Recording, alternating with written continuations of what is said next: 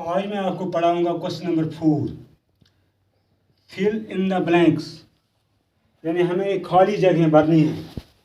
ए part इसका है इस तरह 4 + 7 + 9 = 7 + डैश + 9।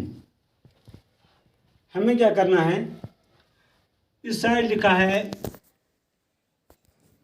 जो लेफ्ट साइड है, यहाँ लिखा है 4 + 7 + 9, यानी इनको हमें जमा करना है। 4 + 7 that is called 11 and when we add 9 this 11, जब हम 11 को 9 जुमा करेंगे तो ये क्या आएगा, ये आएगा 9 + 1 हो गया 10, एक आ गया कैरी 1 1 हो गया 2, दैट इज 20। जब हमने इनको जमा किया है 4 + 7 + 9, ये 20 आ गया है। और इसी तरह हमें जो राइट साइड है यहाँ भी हमें 20 आना चाहिए। तो इस खाली जगह में क्या आएगा, यहाँ आएगा, यहाँ लिखा है 7, यहाँ भी लिखा है 7, यहाँ लिखा है 9, यहाँ लिखा है 9। अब कौन सा डिजिट जहाँ पर नहीं है वो है 4, दैट इज 4, यहाँ हमें लिखना है 4।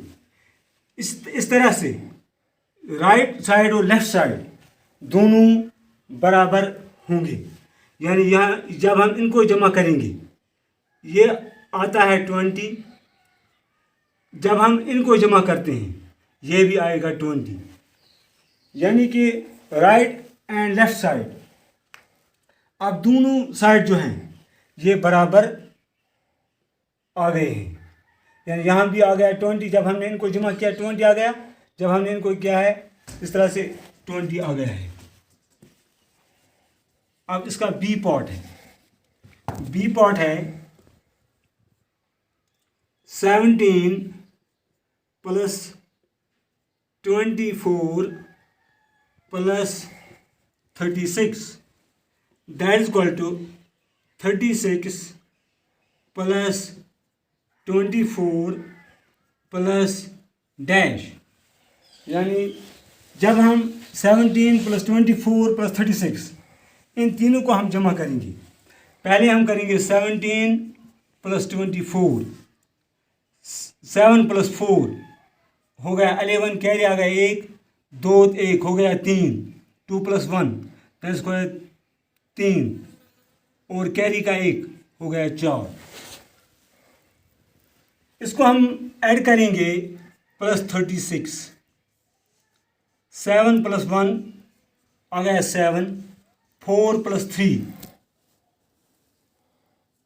आ गया 7, यानी जब हम इन तीनों को हमने जमा किया है आ गया 77, दैट इज इक्वल टू, और इस साइड में भी हमें 77 आना चाहिए। हम क्या करेंगे 36 + 24, 6 + 4 हो गया 10, कैरी आ गया 1, 3 + 2 5 और कैरी का 1 हो गया 6। अब हमें देखना है इसके नीचे कौन सा नंबर आएगा, तो ये बन जाएगा 77, 77 ये हो गया 36 + 24 और यहाँ आएगा 17। या इस तरह भी हम कर सकते हैं, इस तरह भी हम कर सकते हैं। यहाँ देखेंगे हम, यहाँ 17 है + 24 है + 36 है, इज इक्वल, यहाँ भी 36, इस साइड में भी 36 + 24, इस साइड में भी 24 प्लस, अब कौन सा नंबर यहाँ पर नहीं है, दैट इज़ 17, यानी 17 नहीं है, 17 हम यहाँ लिख सकते हैं।